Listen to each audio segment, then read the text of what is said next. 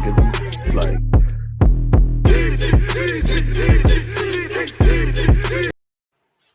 oh gosh. Because you always use that active when defenders. I think of them. Like,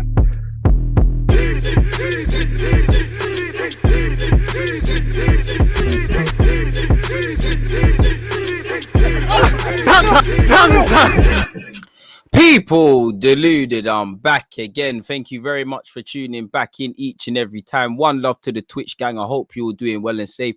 Do me a favor, please make sure you're subscribing and following on Twitch. If you're watching this on a replay on YouTube, head over to Twitch because you're missing out on good content. Babs is going to join me in a second. Just before that, I wanted to obviously tell you lot to follow and subscribe on the socials. Obviously, Twitch gang, big up yourselves where we're concerned. 5:20, I'll be live again. Obviously, 5:45, we have a Champions League game, Ajax against Besiktas. Please make sure you're all there. I'll be there. And obviously, I'll be on Twitch. We're going to head over to YouTube after that for the 8 p.m. kickoff for PSG versus Man City. I'm going to be live from 7:30. So again, make sure you're following on both platforms. One love to everyone. You know, it's been a bit of a mess in my personal life. I've got some very, actually, I shouldn't be here standing here. It's very hard to sit here with what's going on. But, I feel like this will take my mind off things. So, yeah, Babs is going to be here in a minute. Big up to you lot. Apologies for not giving you lot any heads up on this or any real help, people. Really and truly, it's been a bit of a madness. Like, even me, I don't even think I've see, I'm going to pull out the wire. I don't even think I've let the Twitter gang know this out. I know I told YouTube and things. Big up human being. You lot, I'm all over the place. Bav is going to be here in a minute. Let me just update everybody to what's going on, really and truly. Let me put that onto Twitter now. Feet, Babs. Let's go. Let's go, folks. So yeah, man, I've sent up the links. Everything's been done.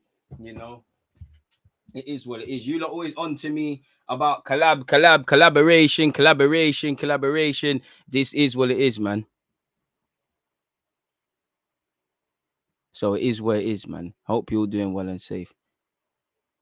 G1, you didn't get 3 points on the weekend. You can't banter me.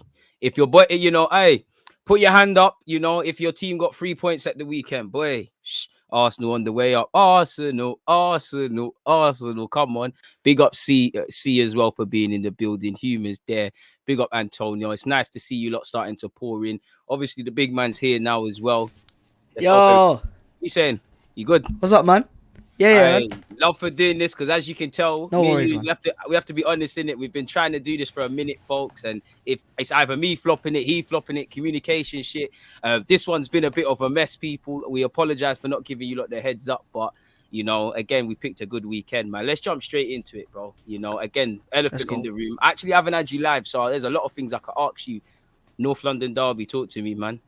Don't hold back.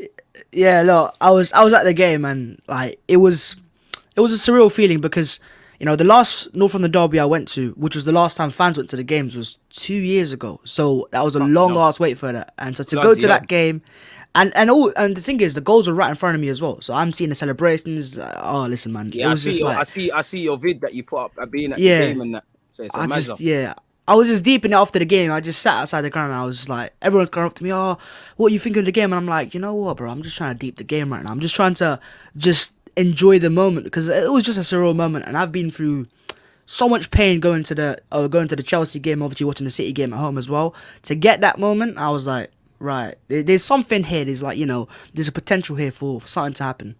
I mean, everyone's gonna, I think a lot of people were optimistic, but I think a lot of people like myself were a bit pessimistic. Now, obviously, we know Spurs' form was on the floor. Typically, when teams are not in form, they turn into a madness against us. So I did have a bit of that. I mean, positively for us, I think Spurs were what we've seen in their last 2 games. Where was you at pre-game? Like, was you thinking you're gonna win it? Was you confident? Where was you at? Yeah, I was very confident. And you know what? Everyone I spoke to was very confident. It's funny because normally when Arsenal fans talk the talk, we don't walk the walk, or the team doesn't walk the walk. But it was the case. Like, everyone I spoke to outside the ground and around the ground, they were all saying, listen, we're going to win this game. No one was saying, Spurs might win this. I think I realised the only way Spurs would have won this is if the referee gave like a stupid penalty away, or if we made mistakes. Which with the new back five, I think there's just a new confidence from the Arsenal Hold on fans. that back five. Any talk of new talk, I'm trying to get timestamps. I'm going to press you on that. I'm definitely going to No press you on worries. that. Would you obviously, you know, before we obviously talk about even more of the North London derby tactics, players, etc. I'm jealous that I wasn't at the game, because obviously anyone I speak to that was there, it was buzzing. How much of a difference did the 12th man make? Because it looked like a rave there at times, but it looked like a Bro. madness. That it just looking at the last season, right? And I stopped enjoying watching the Arsenal games, not because we were losing games. That's obviously plays a part, but Something I just missing, felt there was innit? no intensity. It felt like academy games, with all due respect. It just didn't feel like the real I didn't even thing. think it felt like that, bro. I just felt it didn't even give a Sunday League vibe, because the Sunday League, Yeah, you I see just people cheering, it was just dead, like a didn't funeral. feel real. And then when the Euros came around, and I watched the Euros, and the fans back in the ground, and you can just feel like the football felt like it was back again. I started enjoying watching games again, and so yeah, I've been to all the Emirates games except for the Wimbledon game, and there's definitely an effect. Obviously, the Chelsea game was different because we didn't have players fit, but yesterday, or sorry, the day before that, it was the 12th man played a part. That was arguably the best atmosphere I've seen since the 4-2 against Spurs. So, and from the get-go, it's not like we need a goal to get the fans going. From the get-go, the team's getting supported, and I think the fans, they realise how long it's been since the last derby and just going to games in general, and they just appreciate in the moment now. Facts, man. And it's like you said, yeah, because I look at a couple of games I've been to. Like, I remember a couple of years ago when Ozil did score. Ozil against Leicester at home, the atmosphere was buzzing. Not the Welbeck one, which is actually another one. I look at, for me, Man United and Liverpool a couple of years ago when Ozil and Alexis were here. And I look at that and I think I don't want to say top 5, but top moments where I've seen it buzzing and whatnot. Like, it's nice to see, for me, everybody singing from the same hymn sheet. I do feel, with saying that, I hope it stays the same, provided we're seeing stuff, because obviously there's wins, draws, and losses to come. What did you make of the game, though? Because obviously, for me, it's undoubtedly our best game. It was the best 45 minutes. For me, it was the best 20 minutes in particular that I saw. I saw aggression, ferociousness, attacking with intent, all of them sort of things there. So, yeah, what are you on in terms of that? I expected it. I expected that performance, a statement performance to show to the rest of the league, like, listen, we have a team here, and when the players are fully fit, and these 3 behind the striker are fully fit, they're going to cause teams issues. I've seen the analysis after the game on yesterday on Monday Night Football, and Spurs were open. They were open, but at the same time, we've got players now that can hurt teams. So if it's Tottenham or Chelsea or United, whoever, I think we've got players now that can hurt teams, that can really go at them and cause them big issues, and it will make teams weary of coming onto Arsenal, and that helps out with the back 5 because they're all so technically secure. You look at Takehiro Tomiyasu, and there's so many occasions where he gets pressed onto his weak foot, but he doesn't have a weak foot. Don't expand too much on them. I told you. Yeah, it's hard to, because I'm just so excited about. I know it's hard to, bro, but try. But I think the performance in general, it was the goals as well, like the second goal from back to front. I know the pass from Ramsdale was a bit, you could say that, but overall, there's just a new confidence around Arsenal, especially from the ground. And it wasn't just a Tottenham game, by the way; it was just the Norwich game. The Norwich game, the atmosphere was amazing, and I didn't expect fans that. At Burnley as well. Shout out to Yeah, them. I did not expect away games. I expect that because away fans are always a bit more. But home games, I went to home games prior to the lockdown. I went to West Ham, the last ever game, and that game as well, for example, like fans were up for it. Whereas Norwich at home, we won 1-0 only, and the fans were still going for it. It was just fantastic atmospheres, and I think that the team and the fact they have so many hell end players and players that fans can relate to, and you can see the passion from the players. It gives the fans that extra connection to the team. Yeah, it's just mad.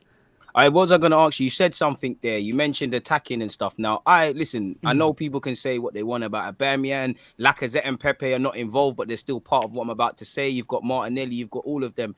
What do you think's the problem with our attack? Because again, I can't really sit there and say it's a personnel thing. I know he hasn't done it too many times, but Aubameyang's hold-up play, general play was spot on. We're attacking with intent. It felt like when Arteta first came through the door with the FA Cup and when we played Chelsea and United. So why don't we attack with that intent or that aggressiveness, as you said? Is it a tactical thing? Is it a mental block? Because it looked like, in a positive sense, like, where's this team been all year? Where's it been for a while? I think trust is the key. You have to trust the players behind you to go attack and to really go for it. And the fact that you had the back 7, I call it, the Partey, XHAKA, and then the back 5, and so it gives the attackers just like platform to go for it. And they know that we can go for it. And if, let's just say we are to lose the ball, something goes wrong, we trust the players behind us to sort it out. Whereas in the past, it's like, if we lose the ball, it's El Neni or it's someone else. And it's like Holding or Mari. And they can't defend 1v1. Whereas with the back five, they can now. And I think that gives the attackers more trust to go for it. And it really gave that front four just license to roam. And then you've got Tierney joining in as well. It really does show that we can. I think I saw a stat yesterday of something like shot created actions wise. We've created 94 in the last 3 games, which is the highest since 2017 Arsene Wenger era. So it's positive. I said that in one of my analysis. Yeah, I've been saying it for a while. I feel not to cut excuses for Arteta because you know sometimes we've just not looked like we have any ideas in the final third, and I think prior to the 3 games that's kind of been the case. But I agree with what you said. I personally feel if he was to sort out the midfield, and I still think it hasn't been sorted out, but sort it out a bit, pattern the defense, I think you would start to see that handbrake come off and do a bit more in an attacking sense. It did look like we had a plan. There's still a long way to go, but I'd 100% agree with that. I wanted to ask you as well, because in a positive sense, you know, and it kind of leads me on to the next one slightly. Who was your man of the match? Because for me, there's 11 really. Everyone was certified, but again, everybody said something else. So who was man of the match for you?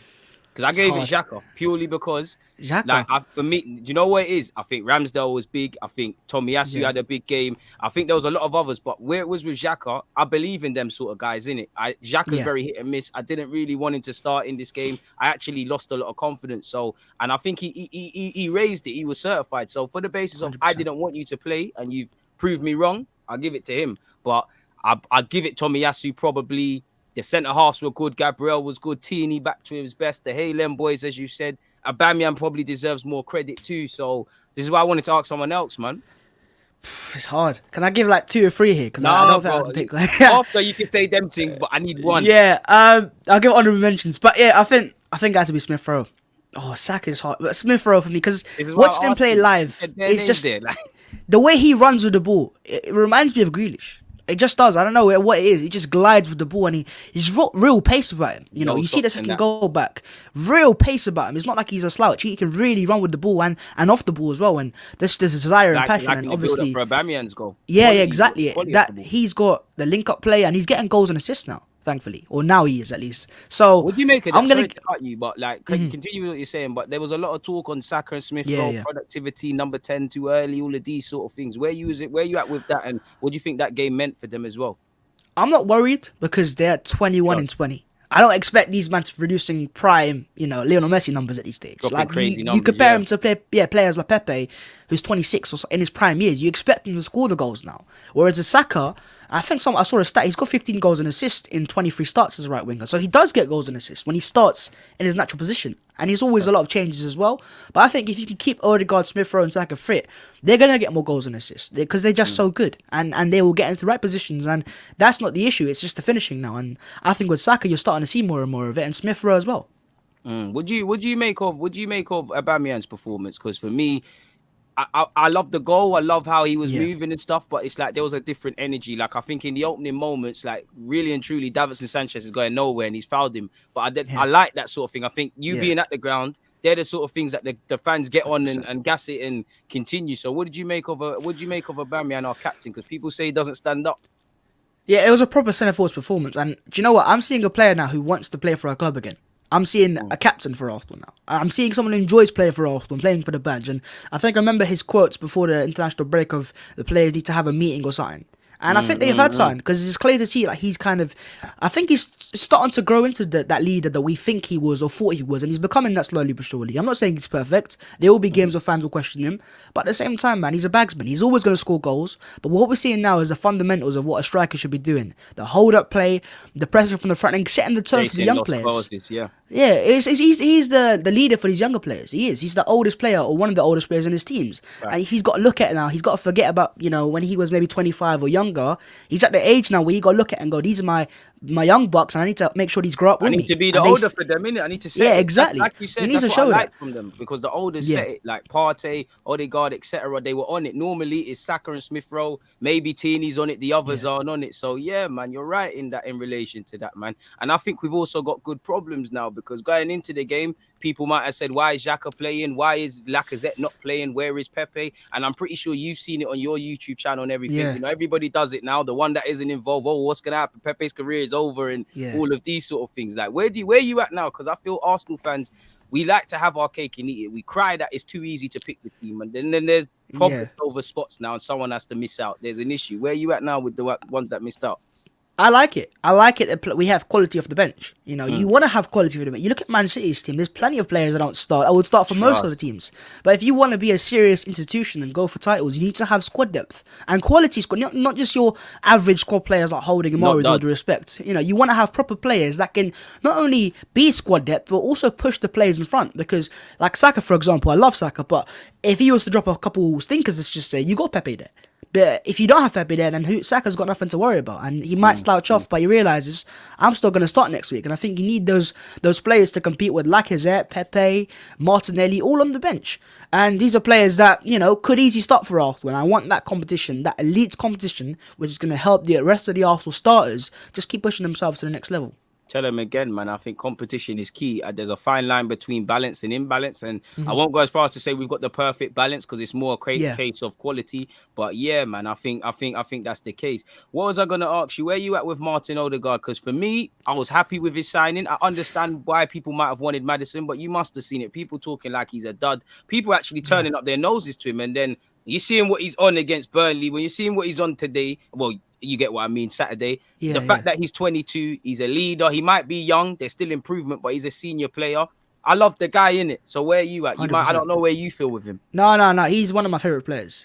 My first Arsenal kit I copped the season. I put Odegaard on the back of it. I just had to. I don't know. There's something about him. Putting names on the back. I can't cap. Nah, but I still do it. I don't know why, but I love it. I love Odegaard as a player, and I wanted Maddison. I'm not gonna lie about that, but I always made it clear that if we signed Odegaard, I would never be unhappy about it. I would still be gassed about it. And half the price tag, is he half the player?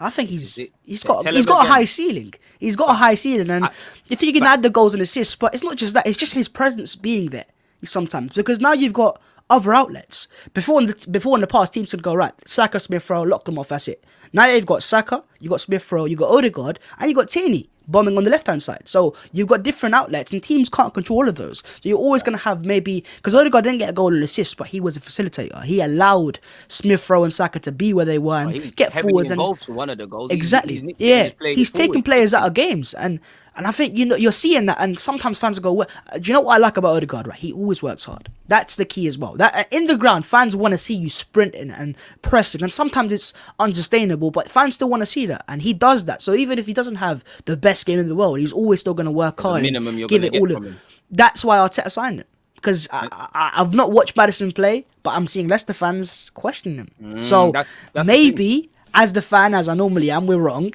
and the guys that actually run the club are a bit. They're right for once. You've got to give him credit, man. You've got to give him credit. Obviously, May is a long time away. Maddison might turn in form. Odegaard might go for a drought. But it's like you said, I think Odegaard gets a bad rep because he's a pretty boy. He doesn't, when you talk about pressing and that, it's normally quote unquote ugly players. He's not that in it. So I don't think he gets that good rep. I wouldn't say underwhelmed last season, but elements of not setting the world alight that people wanted. And the Maddison thing, I was just like, it's got to be a certain price in it. Like I want Maddison, I'm all with it, but it's like 70 million. I mean, I think fans would have said it's a lack of ambition not grabbing him. But if he was to grab him and he's moving like now, you know what they're going to say. They're going to sit and say Arsenal have mismanaged and things like that. That sets me up nicely for my next question for you, bro. Obviously, you were indirectly chomping at the bit to speak about him. Like, where you at with the new signings now? I'll say my opinion after, but yeah, man, what are you feeling with these players? Because people were saying it was underwhelming. We spent 100-odd mil. It's not looking like we're undoubtedly better. Still a long way to go, but where are you at with these summer signings?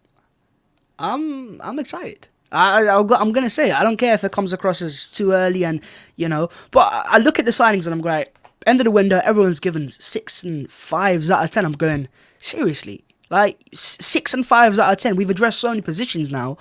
I don't know how that could have been the case, but I think the signing of Tomiyasu was the cherry on top. That was the one that kind of just solidified the back five. the full back five. Because if you'd kept Bayer in or had maybe Chambers as right back, maybe you don't see as good at Ramsdale because the defence is still a bit dodgy. But now you've got the security at right back. He's not a liability anymore. You've got a goalkeeper who, yeah, man, the fans are loving him. He's becoming a cult hero. Everyone has been wrong on Aaron Ramsdale. And you know what? I couldn't be much happier about it. I want to be proven wrong. If we sign players and I'm like, oh, I'm not sure about that, I want them to laugh in my faces, because if he plays well for my club, That's We're the winning. ultimate goal.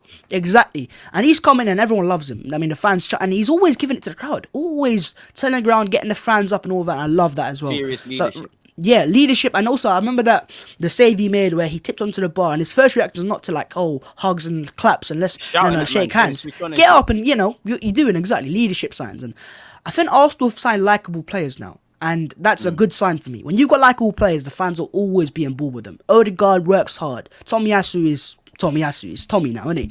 Ramsdale, again, fans are loving Ramsdale. Ben White as well against Harry Kane. I mean, I know Harry Kane's not the striker he was They got maybe onto him last about season. not winning things in the air. I saw him win a header in the build-up to one of the goals. I see him pocket Harry Kane. Boy, there might have been a penalty shout. I didn't see that, like Wenger would say. Yeah. Boy, I think Look, he's going to make mistakes. He's 23. He's going to make mistakes. He's, but I can still see his signs. Like some fans waffle about. And even Gabriel. Yeah, exactly. And that back five for me is the most exciting part right now as an Arsenal fan. Just to see no liabilities. I don't see players. I'm like, okay, well, he could be in. Maybe Ben White makes an odd mistake here and there, but it happens. You're not going to be perfect ever. Even Ruben Diaz makes mistakes, right? But that back five just gives me this level of trust and confidence, and that's why even though Arsenal continued that goal against Spurs, I didn't feel nervous. I was like, oh, it is what it is. We'll see this through. I don't feel like nervous anymore with the defense. I can't lie, I'm a bit different. I still do, just because we still got a young defense. PTSD. I do feel, PTSD as well. And in the last 3 games, I just feel, obviously, we've got a young manager, we've got a young side. I think we need to understand if we're going to do this pressing thing, we can't do it for 90 minutes. If not, subs need to be made, or we need to just, I think in the second half against Spurs, we could have been a bit smarter. Like, I feel when they were fouling us and they were frustrated, we're a bit too over enthusiastic because it's a great day, but I just feel we needed to wind it down a bit. And I think there was elements in the previous 2 games, but that's always going to be the case. I share what you say about the back five. They're all likable, like Ramsdale. I actually wasn't against the signing of Ramsdale. I knew he'd have character. I just was looking at it, all right, cool, you're spending 30 mil. He has to be better than Leno, or we have to revisit this situation. I don't know if he's going to prove long term, because same way they've started well, there's going to be forms where times and periods where they're struggling. I feel I like Ramsdale. Like you said, it's hard not to like him in it, just as a person. Ball playing, we question, could he play with his feet? Arguably, now we say, maybe you like to play too much, like with the XHAKA thing you said. So I think he's 30. Tomiyasu, like you said, Tommy's Tommy. It's nice to just, for me, we're right back. He's refreshing, does his job, likes to win stuff in the air. Gabriel's come back. It feels like a new signing for me. I like Ben White. I actually feel a couple of weeks ago, I was screaming out of all of them, Lokonga. I ain't going to do him dirty and forget about Lokonga. I like him, but Ramsdale's and Tomiyasu are more taking it now. I like Tavares has probably been given hardly anything, but he's done all right. So I rate the signings. It's just about the thing for me now is we've seen this before. It's like, how are you going to take them to the next level now? Because as we said, Ramsdale, he's an England international. How are you going to make him one of the first choices? How are you going to take Ben White into that? So, and that goes for the Sakas and Smith Rowes as well. So that's just my next task to Arteta. I wanted to ask you as well, does that mean you can trust the process now? I have to be that guy. I want to trust the process. Of course I do. I don't want to be a fan that, I will trust the process. Why would I trust the process? Bro, I'm a fan. I want to see my team do well. I want to see my team do well. So if I have to trust the process, I'll trust that process. I don't give a shit. I want to watch Arsenal play, and I want to believe that the manager's the guy, the team's the guy. Man. I don't like fans that don't want to believe in the first place. They just want to write it off. Oh, it's all PR. It's all PR. I don't care if it's PR. It's a I told you so, bro. People. Exactly. Go on. Yeah, so I look at that, and I want to trust the process. So should I trust the process now? Potentially, I don't know, because if I say yes and it bites me, do you know what, Bunny? Yeah, let's trust the process, but I don't care. I'm gonna say it because I'm sick and tired of fans just always being negative, and fans are, it's all PR, bro. I want to be happy, and if trusting the process makes me happy, that's what I'm gonna do. Trust me, I mean, that for me, I want to trust anything. Like you said, I haven't got. We listen. I don't like XHAKA as a footballer playing all the time for Arsenal. But when he plays and steps onto the field, like I said earlier, I want to be wrong. You play well, we have a chance of winning stuff. I just feel, in general, too many fans are loyal to their agendas or loyal to their opinions. Whether it's Arteta or half of these players, like you, I want to be wrong. If I don't believe in you, give me a reason to believe in you. It's as simple as that. Regarding the process, I'm still personally on the fence because I am getting behind it now. Obviously, you're showing me a blueprint. We are, quote unquote, seeing what Arteta's team's starting to build upon, but we still need to go. We still got a long way to go. I'm sure you'd agree. And also, 100%. I just have this, as much as I'm happy that we beat Spurs and all of these things, it feels like deja vu for me, purely because Yeah. I know we've got this in us. We've beat Spurs last season. We've beat Yeah. hella big teams now. It's not that it's not our problem, because until we can be 100% confident in every top 6 clash, quote unquote, I don't think we're there. But for me, it's the details now. If you do the same thing against Brighton and so on and so forth, and whether we win, lose or draw, you perform the same way,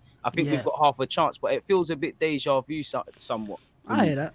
It's all PTSD in it. Arsenal fans have been through this year in, year out. So am I getting overexcited? I probably am. Am I going over the top? I probably am. But you know what? I couldn't give a damn. Because I want to be excited. I don't want to be depressed. I want to have hope about the future. And I think the games that when your team wins, bro. Yeah, so, I think the games to the future that I'm really looking to see if the real test that Arsenal pass are games that we got 0 points out of 6 last season. So Villa, Villa and Everton. Those games like that, where teams they have bigger threats, for example, that they could hurt you. To go up against those teams, like we've seen Burnley already, we got 1 point out of 6 last season, so now we've already got 3 out of 3. But games like those Wolves, Villa, Everton, if we can get points out of those games, 4 out of 6 or maybe 6 out of 6, that's when I was serious. I'll say Crystal Palace as well, bro, because I look at the two games last seasons. We turned up at, we just turned it around in the second half, and at home, I still remember that vividly, that we were just relying on Kieran Tierney. So yeah, you're right, man. It's them sort of games there, fam. It's them games there that make the difference. It's like, so where are you at now?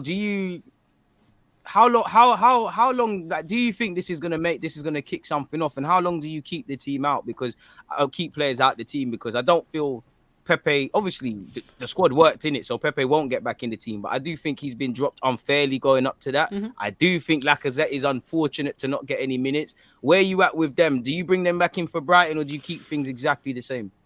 No, you don't change something that's not broken. Why would he change that? You want to keep consistency. You look at Liverpool and how they won a title. I'm not saying we're going to win a title, but, they kept the team in week in, week out. No changes if necessary. You want to keep the players so they get more used to it, more used to playing with each other, and that consistency is going to breed more confidence in each other. So I think keep it as it is for now, unless obviously injuries or XHAKA, so Lukonga comes in there, or maybe Arteta goes for the 4-3-3. I don't know, but just apparently keep it as it is. Injury to XHAKA, as you said that, apparently people on Twitter saying it's out for 2 months. You're seeing the picture of him in a knee brace.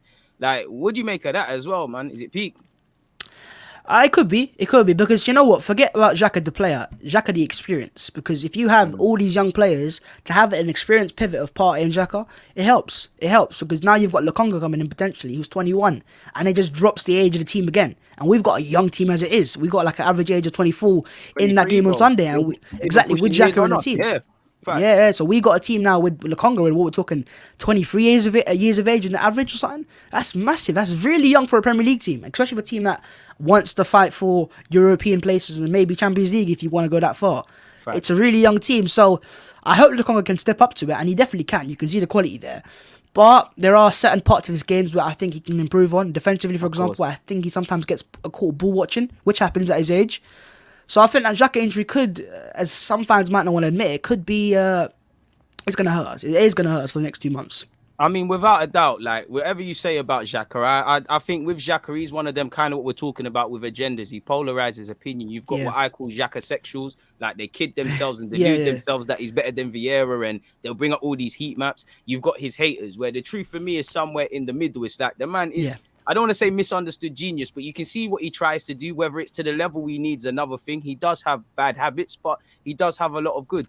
Where are you at with the XHAKA Partey pivot? Because it's very hit and miss for me. I think it was a hit on Thursday, but we've also seen games that it's been a bit of a shocker. So yeah, and apparently these lot are saying XHAKA actually might be back earlier, 6 to 8 weeks, and he's kind of indestructible. He somewhat comes back sooner, so he'll be all right. But you're right, it leaves us without bodies, and obviously as we start getting to January, I'm getting quite scared, Carl. We need to bring in a midfielder. Partey's going in the Jan, and a couple of others are going, so something has to happen. Fam. No, that's the scary thing, because I don't trust Partey's injury record as it stands. Even though he is being fit, like in terms of prior to coming to Arsenal, he's had a very, flawless injury record. He's at Arsenal, he's had quite a few similar injuries. So if he is to get injured, touch where it doesn't happen. But if it was to happen, you got Lukonga, Maitland-Niles, and El Neni. And that's where the level just drops again. And you got the force confidence Odegaard just goes. probably back there like against Burnley. Yeah, maybe Odegaard goes, exactly, and do that really for me. But even then, it's just still really... And even the centre-backs, for example, like Gabriel and White are very good right now, but if something was to happen in training or whatever, You got Holding Murray again. It's just I'd that draw for Holding, drop you in know? level. I'd draw for Holding, but like you said, the drop off is crazy. Yeah, I mean, look, maybe you can get away with one of them in, but at the same time, we saw Murray and Murray and White against Brentford. Look what happened there. But I think if you can keep, like, I'd say, the core 9 fit, you'll be fine. We're in business. Yeah. And that's kind of what I like about Arteta this season. It's early days, but it's like last season, I think it was arrogance not to learn from his mistakes rather than inexperience. But I even like the way he's managing Partey a bit better. It seemed like whenever Partey got back fit, you're throwing him in and he's getting injured. I think, there's a couple of games prior to the Spurs game where he wasn't quite getting 90. He asked to play midweek. He played midweek. It's early on, and I know he did change up the lineups against Brentford and City, but it just seems like there's a pride on stability, specifically in defense. I feel last season, too many times, 1 minute is Holding Emery, then this guy and that guy, and you need stability, and obviously the constant change at right back. So I do think Arteta is learning from his mistakes and whatnot. I mean, what was going into the season? What would you say was the goals for Arsenal, and have they changed for you? I don't want to gas up too much 3 wins because obviously narratives can change. We were the worst team in the world first 3 games. Probably the best team in the world to us Arsenal fans right now. I don't know what Saturday is going to say. I mean, I don't want to go as far as a title charge, but you never know. But I'd say it has to be European places and minimum Europa League. And I don't want to say it because it still annoys me because we should be the Champions League team as we're Arsenal fans. But I think it's going to be Europe. So maybe top 5, top 6. And if we're lucky and players can remain fit, maybe top 4. I don't know. Yeah, I'm going to whisper that.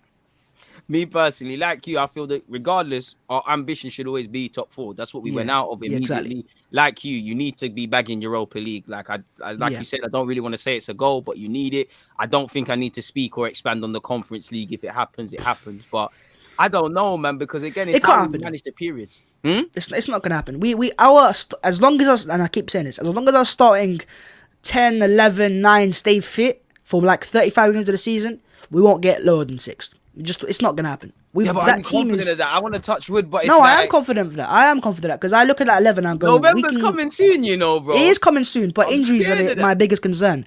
And if injuries happen, then obviously it's not gonna happen. But if they can stay fit, injuries scare me because we could wake up tomorrow, God forbid, something happens. An impact injury in the game normally happens, and this is why I'm shook, bro. I'm shook. But that's where we're lucky we're not in Europe. That's why we're lucky we're not playing on the game on a Thursday. We've got the whole week now to recuperate, and Tierney can recover and Partey can recover. He doesn't have to play again on a Thursday. So you got that time now. So I think it will help us out. And that's why the whole 1 game a week, Arsenal is going to be better. And that's why I think minimum 5th and 6th. Minimum. And that's bare minimum. I mean, we need that. Anything's better than 8th. Anything below that, then Arteta should Progress. go. I mean, obviously, I'm not saying you should sack the gaffer and anything like that. I just believe football is a two-way street. It's a results business. Now, quite rightly so, Arteta, he's showing us tactics. We're winning. Everything's cool. I won't say all the critics are gone, but now it's not exactly pitchforks. Like, man, are not outside your house saying you need to leave. Where you at with Arteta now? Is the jury still out? Do you still think, I'm not calling for him to be sacked, but your position is still... To the club, it's untouchable, but to us, it's still something that could change. Because I go back to last November, and obviously, I'm happy with these 3 games. But it's like I look at it now. You're in, you've brought yourself back now to a neutral point because you lost your first 3, you've won these 3. Now I need to see what you lot are on in October, November. That doesn't mean with every win, loss, or draw, I'm ticking several things. It's just like show me something now because we're in a decisive period. There's obviously fear that it could happen like last season, the first half of the season. That could happen. But then again, I think that's gone for me now. And that because we've addressed the fundamental issues to why that happened in the first place. We've got a right back now who's reliable. You've got a creativity now in Smith Rowe and Odegaard. Reliability. Yeah, exactly. And you've got those players in now, and you've got a goalkeeper with the players at the back. So you've improved as a team now. You can look at the 11 now. They're better than they were last season. So I'm not as scared of going through that awful December, November period of last season. I don't think it will happen again because you've got better players now. But in terms of the manager, Mikel Arteta, I think I set him a target. Obviously, it's just my own target. It doesn't really matter to Arsenal. But after the Man City game, he had to get at least 9 points out of the next 12, which is until the next international break. He's got 9 out of 9 so far. So, long way to continue. But he's not going to go anywhere until a long time as it stands because of the wins he's got now, especially the Tottenham win. And in terms of my own position on him, I've never actually said Mikel Arteta out. I've never actually gone I don't get him think out of the I've club. actually said I that find it really directly as well. hard. I found it really hard because I connected to the manager. I don't know what it was. Maybe it was the FA Cup and I fall into the trap. But I just connected with the manager. So it was really hard to then go, right, it's time to go. It's really hard to say that. And I've never said I back him as well. I'm like, oh, yeah, he has to stay, give him a new contract. But I'm just in the middle now where I'm seeing the results now. I'm seeing the performances. But if it was to go back like it was at the start of the season and he was to get sacked, I wouldn't disagree with it. But at the same time, long may the form continue and him keep getting wins because I can see potential, and that's the key.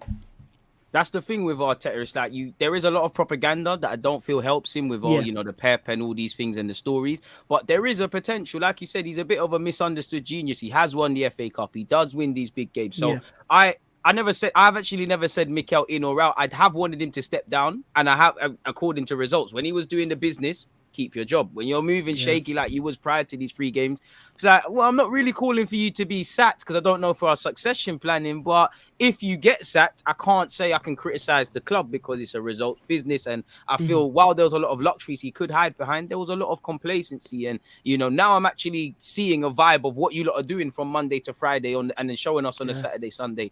And I did feel he got to hide behind pillars. Like you said, long may it continue sort of thing. And I want it to happen. I want the manager to be successful. I want it to be stability. I don't want us to go down that journey of having to grab a new manager, because a new manager might come in and we've spent a good half an hour waffling about some of these signings. What if he comes in and says, F off Ramsdale, I don't want you, I don't want this guy, I don't want that guy. Well, it's going to be the same old thing. He needs his own team and all of that stuff. But I just feel Arteta's always been on borrowed time for me personally since last November, because I feel if it was any other manager, they might have got the clip at any other club, or maybe if it was Emre or someone else. So that's what I want to see. There's a question up here for both of us. I'll let you go first. It says, Babs and DG, how much goals/assists should Saka and Smith Rowe be aiming for this season?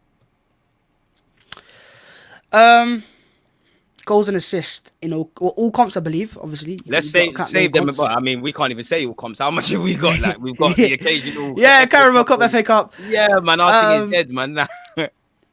I want to but Saka's got a Carabao Cup goal, so it counts. And he's got Smith Rowe's got a Carabao Cup goal. It's counting. It's counting. In the week. I wonder how much. Yeah, exactly. Yeah. So I want to say at least 15 each. 15 each. Goals and assists here. We're not talking just goals. And, it's goals and assists. So at least 15 each. I would say for me, I just feel not just them. Obviously, whether they can get it or is another thing. But I just feel all our attacking players, you should be aiming for, I would say 10 goals, 10 assists. Because for me, that tells me you're a reliable player. And I just feel, obviously, I love Smith Rowe and Saka and whatnot, but one position we've all got to improve in is scoring goals. I think the manager's got to do a bit more. Hopefully what we saw against Spurs continues. I just feel individually, whether it's the tactics, whether it's the players just not doing well, everybody's statistics are kind of mediocre, really and truly. So I just feel if you want to be a half decent attacker in any position, that's what you should aspire for. And I believe the same should be said for Pepe, Odegaard, the same should be trying to get these things. Obviously, if you was to get 7 and 7 or these little things, I'll take it. But I feel that's what you should be aiming for, really and truly. So that's where I'm at to answer your question. It's your boy MB, really. So yeah, apart from that, I mean, it's weird because I feel like we haven't got goal scorers per se, but I feel like we have. Like Saka and Smith, I wouldn't call them as goal scorers, but they get into position, so you should be. Odegaard, you should be scoring. Aubameyang, these man, it says it without a doubt. I don't think our pure centre mids have too many goals in them. Like Partey's trying, he's getting close. XHAKA will score once every 50 years and it will be a great goal. Same for El Nene. But yeah, man, I think that's where we probably lack. It's similar to Man City to an extent. Like, who's Man City's goal scorer? They don't have one. So if they can win titles with that, I'm sure Arsenal can get European football with no goal scorer. We have goal scorers though. We've got Aubameyang who gets goals. He's a gunman. If you give him chances, he'll score goals. He'll score 20 seasons. He's the guy, man. Exactly. You give him goals. Pepe gets goals. No matter what people say, he gets goals. Lacazette will always score 10 goals. As long as he plays enough, he'll always score 10 plus goals a season. So you get goals there. Man. Martinelli is another player who, if you play minutes, he'll get goals as well. He's a goal scorer. And Saka and Smith Rowe are getting into the positions now, which is what the manager's job is, to get them in the right positions. The rest is down to them to actually finish them. So the fact they're getting into the right, like you look at Smith Rowe's goal, the cutting inside the late run, that's been trained. That's been drilled into these players. So the fact that they're getting that training now, I think they will score more goals. So I'm confident they can get the 15 goals and assists that I've set for them. I hope they can. For me, I just feel, they get into the positions. I feel every player at Arsenal has to work on their corners as well. G1, you're right. City are up there. The point we all know. To talk about Bab's point, we all know City's creators. There's a golfing class. Their defenders probably score more goals than our strikers. But the general point was there's goals all around the side, and I think we need an element of that because we need Aubameyang to score goals consistently, but there's been an over-reliance. Same way we've, not for goals, but there's been an over-reliance on Saka and Smith-Rowe. There's been an over-reliance on Tierney. Sometimes it feels like they're never having a bad game or can't have a bad game and we're asking too much. And kind of what you see in this season, there's the flip side of that. And actually, that's one thing I've liked in the last 3 games is that Saka and Smith-Rowe, mainly Saka, excluding Spurs, you weren't necessarily the best player or done anything in the previous 2. So we've kind of got over it. I feel too often our performances, or better yet, our results were correlated to if Saka and Smith-Rowe and a couple of these sort of guys were playing well. It seems, I don't want to say things have changed off 3 games, but it feels quote unquote like things have changed. Yeah, to an extent, obviously. And also what you got now is if Saka is not performing, you got Pepe off the bench. You got Martinelli. So that gives these players that incentive to do better, because if they don't do better, there's a player waiting just behind you. And if that wasn't there last season, because, like, for example, with Smith-Rowe, before Odegaard came in, who was the other number 10? They wasn't. Now you've got Odegaard. Exactly. And also now when you go against teams will see more threats from Arsenal. That will give us more respect, and they will drop off a lot deeper. So against the blocks now, where like Crystal Palace, for example, like last season, not now, but last season, with Odegaard in the team, with Smith-Rowe and Saka, you can break those teams down. And with what you said there, with a low block, you've got like you kind of said earlier, and we can both see Smith-Rowe makes them late runs. Odegaard doesn't really run in behind too much, but he makes good movement. And what I like about them two, I'm sure you saw it. Hella Arsenal fans do this thing where they can't play together. What's gonna happen with Smith-Rowe, whoever you sign? There's gonna be games they play alone. There's gonna be games like Spurs where they're gonna play. There's gonna be games where both or one might be dropped and we play. My big thing is like fans don't understand 38 games. Of course, you need a base level, a predictable sort of lineup from your team, but you need to chop and change and do things. And everyone has their chance across the season. It's down to them to take it. Yeah, I think fans see the formation, the 4-2-3-1, and go, right, Smith-Rowe's a left winger, when that actually isn't the case. He's playing in the half space. He's playing like a number 8. Literally, and he's tucking in off that left-hand side, and it's the devastating effect. Like, I feel if everybody watches that game again, look at what Smith-Rowe did on Tanganga, really. In fact, both the fullbacks of both sides, really, but just with Smith-Rowe, I think he couldn't be stopped, and it's just basic competencies. One thing I like about Smith-Rowe is a typical Arsenal player. You could probably describe him as a bit passive, but he gets in the half spaces. You only see him run when it's too late and things. I wouldn't say he's mad blisteringly quick, but he's deceivingly quick. He don't look like he's covering too many. I think he is blisteringly quick. You see that run against Spurs for the Aubameyang goal. Look at the speed. When Aubameyang knocks it behind. That's what I mean. That's what I mean by he's deceivingly quick. When it's time to put the burners on, he's gone. I wouldn't say he's the quickest, but that's what I mean. And for me, that's speed of thought. Like, he's an intelligent footballer, and it's exactly 100%. What we need, man. What do you make of Saka and him being not given the number 10s? Because number 10 and 7. Because it is what it is. Look, I'm gonna give a really outlandish statement right now, so bear with me. But the performance on Sunday, say you feel, bro. The performance on Sunday gave me Ozil Alexis vibes against Man United. The 3-0. It just did. I'm sorry. Look at that second goal back when he cut it back, and Walker cut it back for Ozil. I see it. I hear I'm what not you're saying going, but it's far. It is far. It's over the top. I know it is. So I apologize on that behalf. But you know what? I do. I get vibes. That's what it was. I got little vibes. Not the whole vibes. I got little vibes. And these men are still so young. 21 and 20. Still. That's a bit more conservative from you. I hear that one. Where are you with Martinelli? Because I don't want to say forgotten man, but like. Yeah, man. What's going on? I'm perfectly fine. He's still so young. What's the rush? He's still 20, 21? I think he's still 20 or 19. I'm not even sure. He's so young. Give him time. He'll come in. It's like Charlie Patino, for example. He's 17. Give these players time. Their time will come. Players like Serge Gnabry, for example. Look how he is now. He only came through like in the first team when he was 23. Not at Arsenal, but at Werder Bremen. So players take their sweet time sometimes, and when they hit the right age, they'll become top ballers. Even like Reece Nelson, for example. I'm not sure about Arsenal, but how old is he? 22? So these players, when they're 23, 24, judge them then. Probably like 21, turning 22. Yeah, I think players like Haaland and Mbappe have just set this unrealistic target for the rest of the young players in the world. These men are freaks. Even though they are coming up at 18, 19, scoring the goals they're freaks. They're not normal. So as players like Saka and Smith Rowe, even though they're the same age, they deserve more time because that's what you should give youngsters regardless. This is it. And Martinelli. The thing is, people don't understand true youngster development. It's like you said, just like I feel like Arsenal, we gas players. Not that there's anything wrong, but I just feel the same way they build you up is the same way they swipe you down. They did it with Smith Rowe, they did it with Nelson, they did it with Saka, going to do it with Balogun. You know, like you said, I'm not gonna lie, Martinelli should be getting a bit more minutes, but I do think there's many consequence of things. I think right now, I don't think he could get in the team because obviously we're playing well. No one deserves to lose their spot per se. But I just think what goes against him as well. I remember Arteta speaking about how him and Tini, it's not like their partnership is the best. And then you can go with Saka and Tini, probably Pepe and Tini is better. You know, Aubameyang can shoehorn. These are things going against him. But I do think if things are looking iffy in January, we should look to loan him out. But like you said, he's young. It's just, for me, it's just like, I think he should be part of this because when we was doing poor, he was on the Smith Rowe and Saka thing. Like, he was leading it and setting it. But as you said, I'm not too worried, man, because I do think there's a lot Martinelli needs to learn. And I do think there's a lot of raw elements of his game fans don't really want to speak about or see it. So I do think it's a long season and I think people will get their time. It's like with Lokonga. I think he got his time quicker than I thought because I thought, you know what, there might not be no injuries. He got thrown in. You know, Ramsdale probably had to wait longer than normal, got his time, and there might even be some, you know, Balogun. He did get a start against Brentford. It was because of COVID, but he did get a start. So I do think opportunities happen, and I do think you've got time to take. Obviously, I've just got you online, and obviously we had 2 W's last week. We spoke about the Spurs one. Obviously, AFC Wimbledon isn't quite as glamorous, but a couple young players got chances, man. Where are you at with Eddie Nketiah? Because just until we started talking about Martinelli, completely forgot man played for this club. Yeah.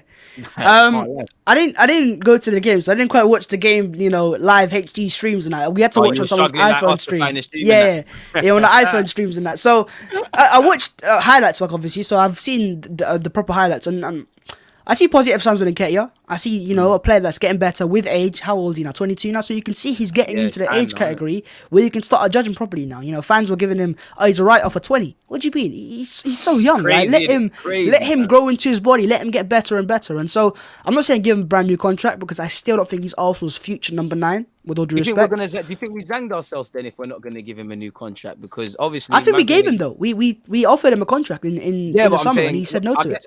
I guess what I'm saying is, like, he did turn it down, and we did accept Crystal Palace, and he didn't agree personal terms. But maybe a blind man could have seen, regardless of what you think of Eddie Nketiah, that maybe you shouldn't be in that pivotal summer where 6 months from that point he can agree moves abroad. Maybe we shouldn't have got there.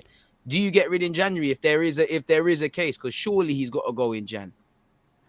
Maybe, but I'm sure if he was to go even in the summer, even though it's a free transfer, because it's at a certain age, if he goes to an English club, we will get a tribunal fee or something like that.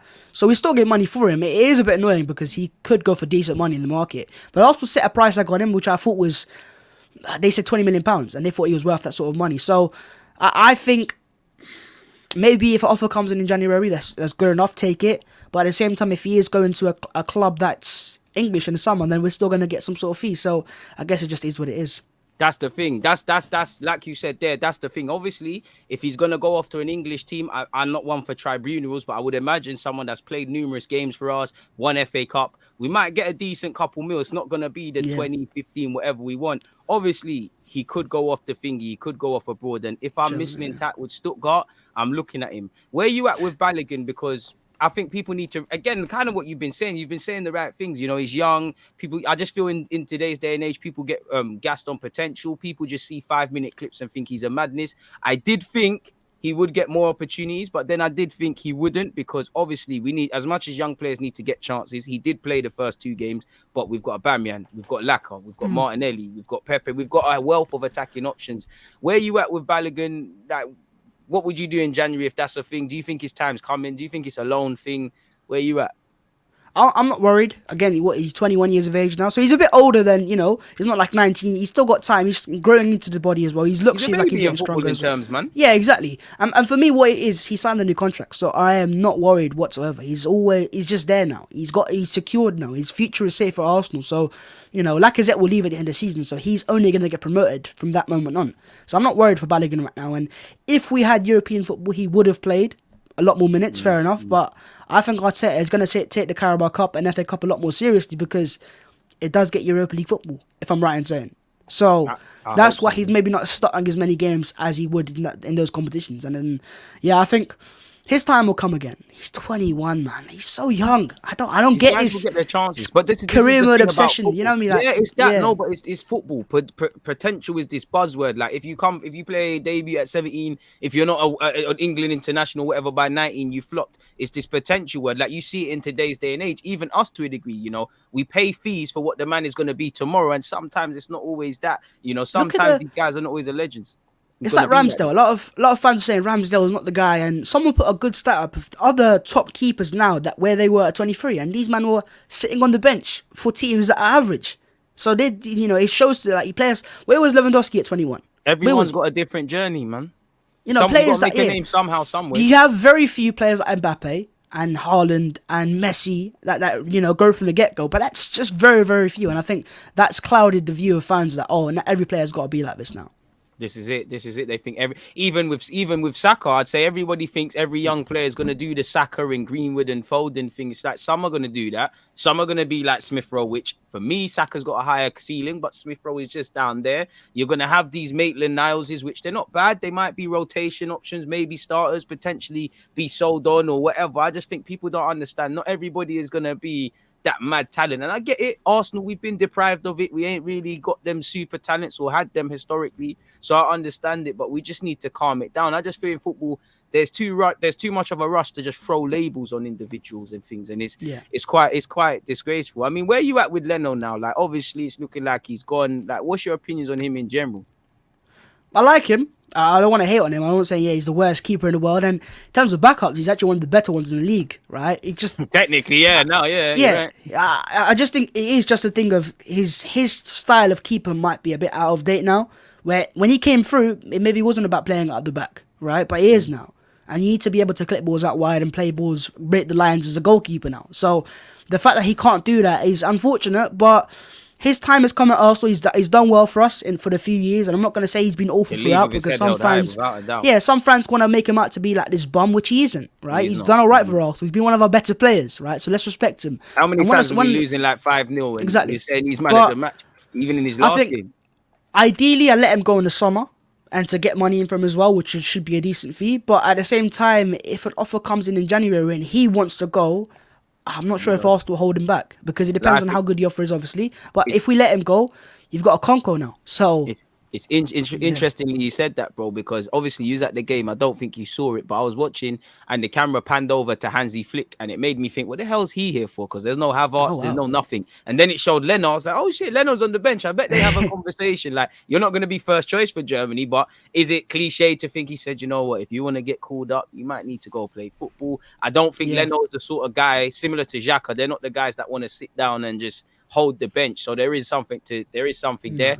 Personally, I feel we've tried to move Leno on, and whether it's a lack of offers or whatever, it hasn't happened. Like, there's got to be something that changed with XHAKA, Bellerin, and obviously Leno. Now, Bellerin ultimately got his move on loan. XHAKA, there was a U-turn. Leno, it looks like he's going to have to just sit on his hands, really and truly. I mean, I'm with you. We shouldn't really be trying. If offers come in January, I'm on it. But then we've got to look for a backup goalie. And I think Arthur Okonkwo probably a bit too raw. Him and Carl Hein probably not ready if they were going to be thrown in tomorrow. So for me, beyond being a third choice keeper right now, is probably wishful thinking. On the topic of transfers, obviously where Arsenal are, we just need to focus on probably just having a certified 11, which we're getting to. We're not there yet, but we're getting to. But then depth becomes a thing. How do we improve this team? What areas would you improve in? What areas, if you said, all right, Babs, transfers things here, Edu has said this, go out and bring this in, go out and improve this squad or bring in some man. Not necessarily individuals, because I don't want to be that guy, but what sort of areas are you looking at? It's very hard to improve squad depth because you don't want to sign players based off just squad depth. Like players that are not going to be starters. You want to sign players that are either very young, so they have potential to become first teamers, or you sign better first teamers and you make the current first team squad players, which is ideally what you want to do, technically speaking. So, but in terms of positions I want to address in terms of the next windows, I think centre forward's obvious. Batman's getting older, like it's going to be leaving. So I'm hearing names like Isaac. I've heard Calvert-Lewin. I'm not sure if that's realistic, but it's possible. Ivan Toney's a shout as well, I'd say. I'd love Kareem Se- Adeyemi from Leipzig, yeah. but it's a myth. Definitely centre forward for me is the position. Right wing, Pepe. I'm not sure. Would Pepe be willing to be this rotational player with Saka right now, I or think be on that the should bench? be him. I think Pepe. That's always been Pepe. I think where we've shagged ourselves with Pepe is that 72 million outlay. Like it's not that he's a bad player, but it's a bit like Ben White. Are you sure it was that much though? Are you sure that money went all to Lille? Yeah, because I'm not sure Yeah, that. there's Maybe it was envelope 40. Yeah, because I don't know if all that went through. That I'm sure the bank transfer kind of flopped halfway. Trust me, it needs to, bro, or we're in problems. Because for me, with Pepe, he's not a bad player. He's just for me, them signings there, it was looked at to be our talisman. He's not going to be a talisman, but he can be a decent player. I think, like what you just said, I think Pepe, we got to keep some perspective for Pepe. He started out of many games, he was dropped. So I do think him and Saka can fight. I agree with you. We need a striker. Ideally, I know it's hard to say, but if we could sign someone that's a bit of a mix between Lacazette and Aubameyang, I think that's where Arteta. Because it's not that Arteta doesn't rate them. I just feel there's elements of their game he's not actually convinced by. And to go back previously in terms of Aubameyang, I mean, I made a topic. I mean, we said something about Arteta learning from last season. He's actually playing Aubameyang through the middle quite a lot as well. So I'd say striker. I'd say 2 centre mids. I might be being greedy, but I think 2 centre mids. Maybe. No, I don't think you are, because if Partey goes to AFCON, we're in trouble. We're in trouble. I just think we need 2 men that are on what Smith Rowe and Odegaard are on, but they can play Xhaka's role. Or just better yet, do what Xhaka does with less mistakes and to a higher level. I think if we can get what maybe similar to how we've got Partey, who's the big outlandish signing, and you've got the little brother, the shrewd edition of Lokonga, I would say that. I don't really, I'm open to finding a 10. I'm happy with Odegaard and Smith Rowe. If we can find the modern day 10, which kind of goes into centre mid, I'm on it. I'd say backup goalie, but that's a default because we've been speaking about it. Personally, I wouldn't mind a left winger, I know we've got hella guys there, but I love wingers, especially, I just hope we can get an Alexis Sanchez V2. If Martinelli can play, that's cool. But yeah, man, I would be open to a winger, man. Yeah, I think as Arsenal fans, we are just always looking at transfers. That's just our job as fans. All scouts at heart. Man said all scouts at heart. You're right, And then other than that, I don't know, man. Like for me, it's the keeper thing. I hope we've obviously had a lot of targets because we must. If we're trying to move Leno on and we're trying to bring Ramsdale Wyndham, we might have known that there might have been a reality where we had to bring in 2 keepers in the summer. That didn't happen. So I don't want to say I'm quite confident, but I'm confident there.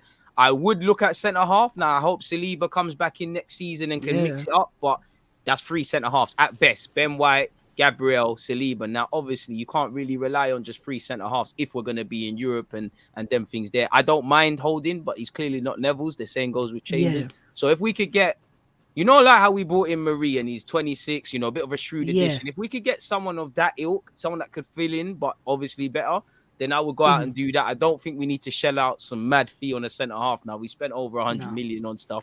God knows how much when you factor in the other positions in defence. Let's just move from there, bro, would be me. Yeah, I think Saliba's the one for centre back. He comes back in. That's the perfect scenario. Saliba, Ben White, Gabriel. That's got top potential, and that's just perfect. And then obviously, I don't want to be the guy because I don't like shoehorning players, but when the players can actually do it, it's something to consider. Obviously, Tomiyasu can fill out there. You're right. Exactly, I want him to play right back, but that's an avenue to consider also.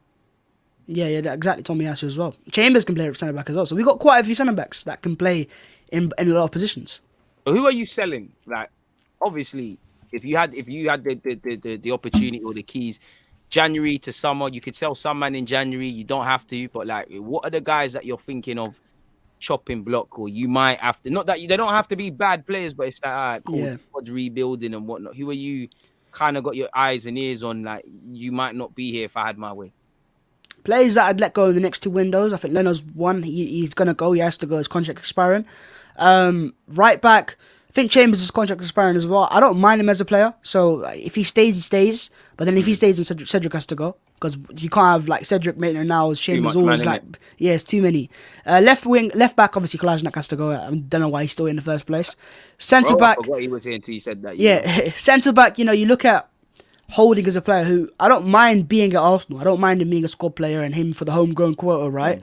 But at the same time, he's 25 years of age now and he's not going to start over Ben White anytime soon. So if an offer comes in for him, because I can see it happening. I can see like a Crystal Palace go, right, Holding. He's a player that we like. Newcastle onto him all the Yeah, a time. Newcastle. Someone to come through with Holding. And if that comes through, because he's English and he's got a long-term contract, it could be a hefty fee. It could be like a 20 million pounds. Quite a profit on the 2 million or whatever we spent for Donny. Yeah, exactly. So he's not a player I actively want to move on, but I would be open to let him go with Saliba coming back.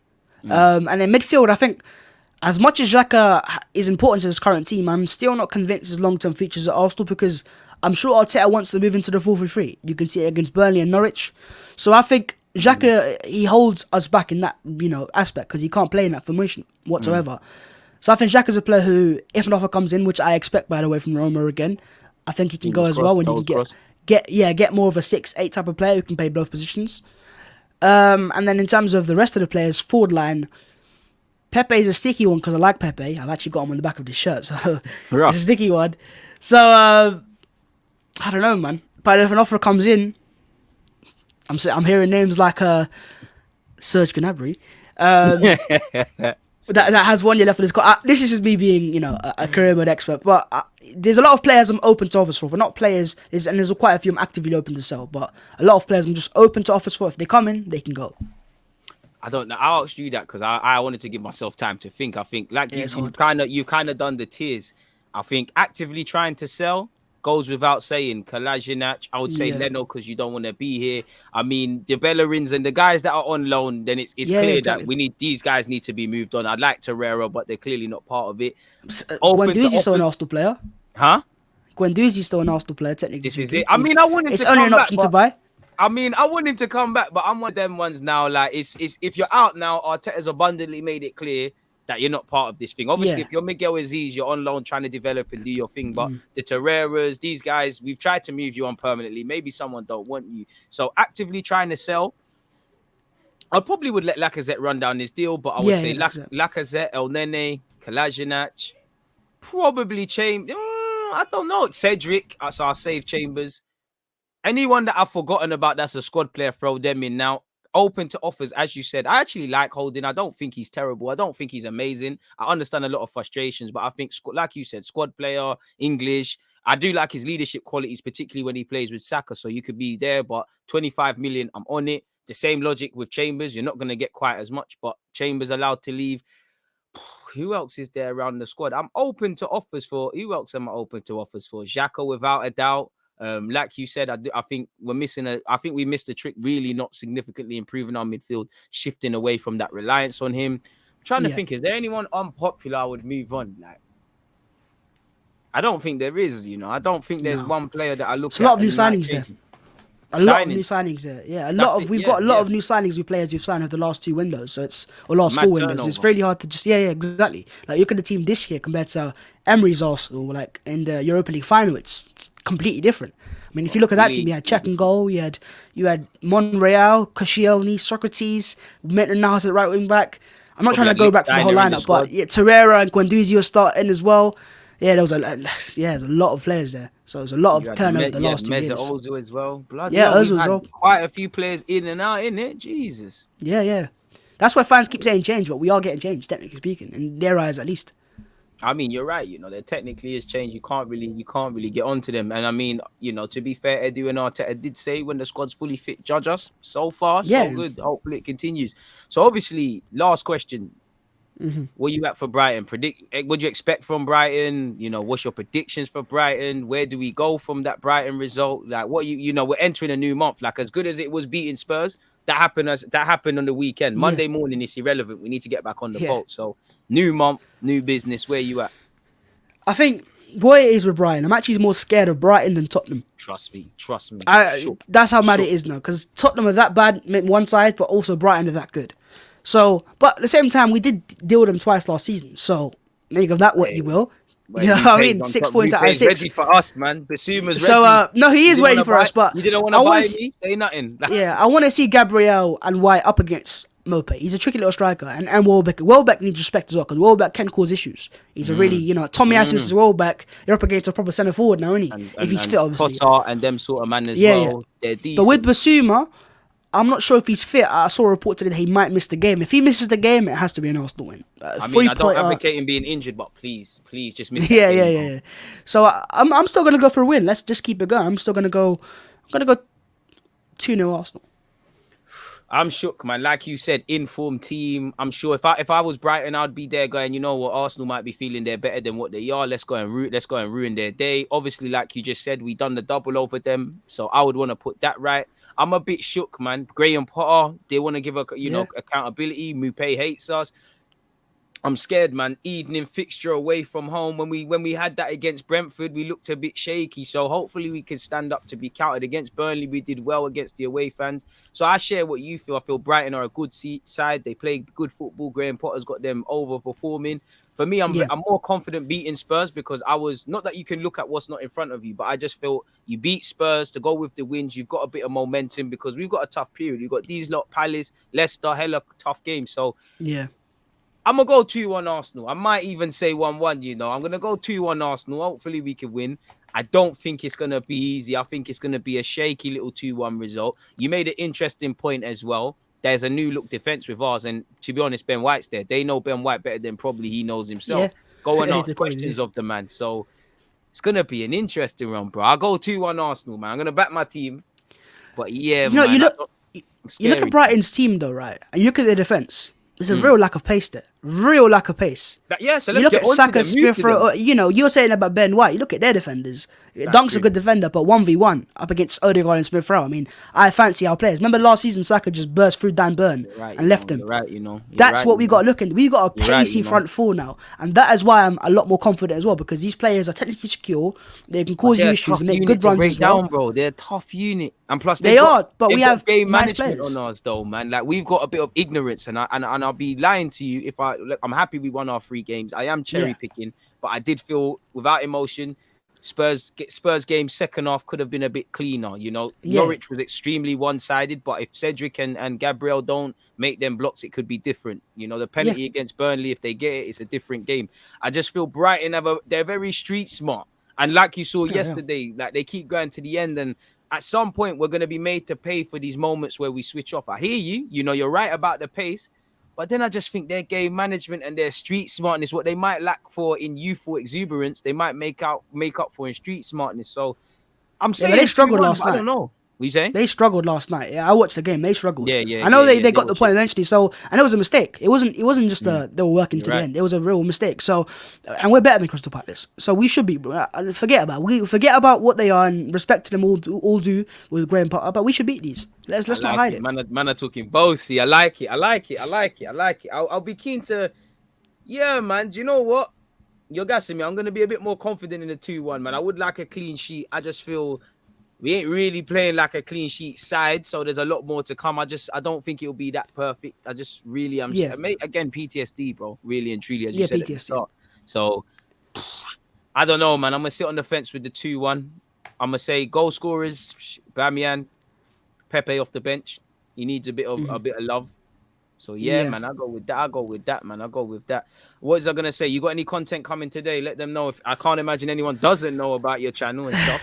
I appreciate that, man. Almost on 60K. Yeah. Let them know. I appreciate that, man. I probably got a video coming out tonight. It's really hard to know because it's really sporadic at the moment. But I do appreciate you having me on your channel as well, and please do subscribe to the channel as well. You know, big 40K now, so don't forget about DZ's channel and that. But yeah, I appreciate the love, and yeah, let's just on to making better and bigger content. Come on, my guy. Like he said, people, he's got content coming today. I'm gonna be on Twitch later. I've got to go out now. I'm gonna be there at 5:20 because I think there's a 5:45 game, Ajax versus Besiktas, and I'll be on YouTube at 7:30 for the next live stream where I'll be doing. Who we got? PSG, Man City, people. Sorry for the brain farts, but yeah, content galore. And obviously, midway through that, Babs has got his content coming out, and he's got a whole heap of content. Obviously, for you foreign fans, he was at the North London Derby, and I watched that one. You know, it feels like you were there as well. So go and take in the man's content. Subscribe, hit the like button, make sure you're following. And yeah, man, we're loving and leaving you, and we're out, man. Love for doing this, my bro. We've been trying to get it done. You know, today, like I told you in the DMs, like let's know today. There's been too much of, we're going to do it. No, let's allow it. Today, it needed to be done, innit? So, hopefully, there's more of that. Hopefully, you know, if you want me on your channel, let me know. I'll be there, doors open to you. Love for listening, people. We're out.